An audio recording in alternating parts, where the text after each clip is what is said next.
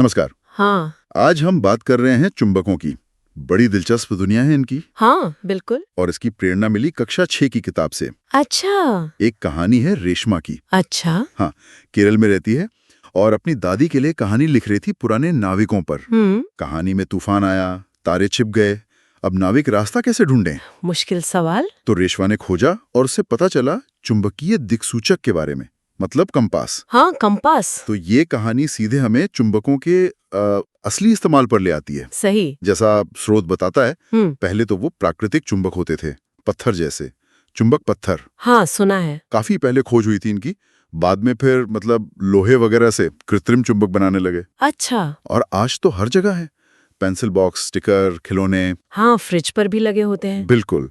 और लैब में तो होते ही हैं, वो छड़ वाले, यू शेप वाले, गोल रिंग जैसे, कई तरह के। तो ये काम कैसे करते हैं आखिर? स्रोत में एक गतिविधि दी है चुंबक को अलग अलग चीजों के पास ले जाने की। हाँ। क्या वो हर चीज को खींच लेता है, जैसे कागज हो या लोहे की कील? नहीं, ऐसा नहीं है। चुंबक सिर्फ कुछ खास तरह की चीजों को ही खींचता है। अच्छा। हाँ, जिन्हें चुंबकीय पदार्थ कहते हैं, जैसे लोहा, निकल, कोबाल्ट। स्रोत इन्हें चुंबकीय धातु कहता है। ओके, लोहा, निकल, कोबाल्ट। जी। और बाकी चीजें जैसे आपने कहा कागज, ये प्लास्टिक, लकड़ी, रबर, ये सब अचुंबकीय हैं। मतलब इन पर असर नहीं होता? हाँ, इन पर चुंबक का कोई असर नहीं। तो कील तो चिपक जाएगी पर कागज नहीं। समझ गया। तो ये सिर्फ खास चीजों को खींचते हैं, लेकिन क्या ये खिंचाव पूरे चुंबक पर एक जैसा होता है? एक और प्रयोग था उसमें। हाँ। लोहे के बुरादे वाला। हाँ, वो बहुत जरूरी प्रयोग है। वो दिखाता है कि लोहे का बुरादा चुंबक के किनारों पर, मतलब सिरों पर। हाँ, सिरों पर सबसे ज्यादा चिपकता है, बीच में कम। अच्छा। और इन्हीं सिरों को चुंबक के ध्रुव यानी पोल्स कहते हैं। एक उत्तरी ध्रुव, नॉर्थ पोल, और दूसरा दक्षिणी ध्रुव, साउथ पोल। नॉर्थ और साउथ पोल। जी। और मजे की बात यह है कि ये ध्रुव हमेशा जोड़े में होते हैं। हमेशा। मतलब आप चुंबक को तोड़ दें, चाहे कितने भी छोटे टुकड़े कर दें, हर टुकड़े में एक नॉर्थ और एक साउथ पोल जरूर होगा। अरे वाह, अकेला पोल मिल ही नहीं सकता। नहीं, संभव ही नहीं है। तो फिर इन ध्रुवों का वो रेशमा की कहानी वाले नाविकों से क्या लेना देना? कंपास से क्या जोड़ता है? हाँ, यहीं पर बात आती है। स्रोत में एक और गतिविधि है ना, चुंबक को धागे से लटकाने वाली। हाँ, बीच से बांध कर लटकाना। जी। तो जब आप ऐसा करते हैं, उसे आजादी से घूमने देते हैं, तो वो हमेशा घूमकर एक खास दिशा में रुकता है। किस दिशा में? उत्तर दक्षिण दिशा में। उत्तर दक्षिण क्यों? क्योंकि हमारी पृथ्वी वो खुद एक बहुत बड़े चुंबक की तरह है। क्या बात है, पृथ्वी एक चुंबक है? उसमें एक छोटी सी मैग्नेटिक सुई होती है, वो घूमने के लिए फ्री होती है और हमेशा उत्तर दक्षिण बताती है। बिल्कुल, इसीलिए नाविक उसे इस्तेमाल कर पाते थे। स्रोत में वो मत्स्य यंत्र का भी जिक्र है, शायद वो भी ऐसा ही कुछ था। कमाल है, मतलब एक छोटा सा चुंबक पूरी पृथ्वी के मैग्नेटिज्म से जुड़ जाता है। हाँ बिल्कुल। अच्छा, तो अगर एक चुंबक पृथ्वी के साथ ऐसा करता है, तो दो चुंबक आपस में क्या करते हैं? उनमें भी खिंचाव होता है या कुछ और? हाँ, उनमें आकर्षण भी होता है और प्रतिकर्षण भी, मतलब खिंचाव भी और एक दूसरे को धकेलना भी। हाँ, कैसे? देखिए, नियम सीधा है।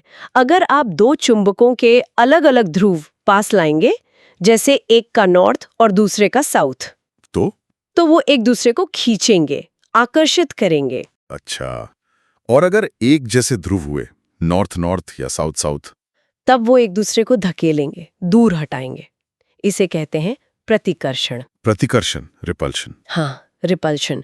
और मजे की बात, यही प्रतिकर्षण असल में पहचान है कि कोई चीज चुंबक है या नहीं। मतलब देखिए, लोहे का टुकड़ा तो चुंबक के दोनों पोल से चिपकेगा ही, आकर्षित होगा। वो तो होगा, लेकिन वो प्रतिकर्षित नहीं होगा, दूर नहीं हटेगा।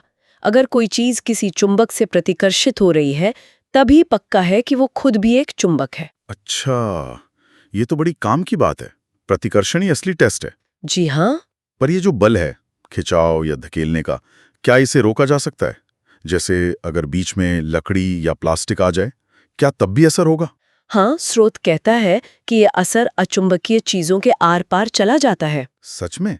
लकड़ी के पार भी? हाँ, अगर आप एक चुंबक और कंपास के बीच में, मान लीजिए, लकड़ी का गुटका रख दें, तब भी कंपास की सुई हिलेगी। मतलब चुंबकीय क्षेत्र उसे पार कर जाता है। बिल्कुल, वो लकड़ी, गत्ता, प्लास्टिक, इनसे रुकता नहीं है। ये तो ताकतवर लगता है। पर क्या ये हमेशा ऐसे ही बना रहता है? चुंबक कभी कमजोर नहीं होते? स्रोत में कुछ सावधानियां बताई थी। हाँ बिल्कुल, चुंबक अपना गुण खो सकते हैं अगर उन्हें बहुत गर्म किया जाए, अच्छा। या ऊंचाई से बार बार गिराया जाए, या पीटा जाए। हाँ। और हाँ, इलेक्ट्रॉनिक चीजों जैसे मोबाइल, कंप्यूटर, टीवी, इनके पास रखने से भी उनका चुंबकत्व खराब हो सकता है। ओहो, ये ध्यान रखना होगा। इसीलिए उनको सहेज कर रखने के तरीके भी हैं। जैसे छड़ चुंबकों को जोड़ों में रखते हैं, उल्टे पोल्स को साथ रखकर, बीच में लकड़ी और सिरों पर नर्म लोहा लगाकर। ओके, तो संक्षेप में कहें तो चुंबक खास चीजों को खींचते हैं, लोहे जैसी। हाँ, लोहा, निकल, कोबाल्ट। उनके दो ध्रुव होते हैं, उत्तर और दक्षिण, जो हमेशा साथ रहते हैं। बिल्कुल आजाद छोड़ो तो उत्तर दक्षिण में रुकते हैं पृथ्वी की वजह से। सही।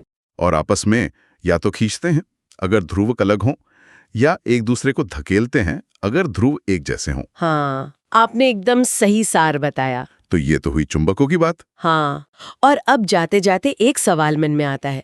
स्रोत ने कहा कि पृथ्वी खुद एक चुंबक है और कंपास उसी की वजह से दिशा दिखाता है। हाँ। तो क्या हम सिर्फ एक कंपास लेकर पृथ्वी के जो असली वाले चुंबकीय ध्रुव हैं, उनकी एकदम सही जगह पता लगा सकते हैं, या इसमें कुछ और भी है? सोचने वाली बात है। क्या कंपास का उत्तर ठीक भौगोलिक उत्तर होता है या थोड़ा अलग? हाँ, इसी पर सोचने के लिए छोड़ते हैं।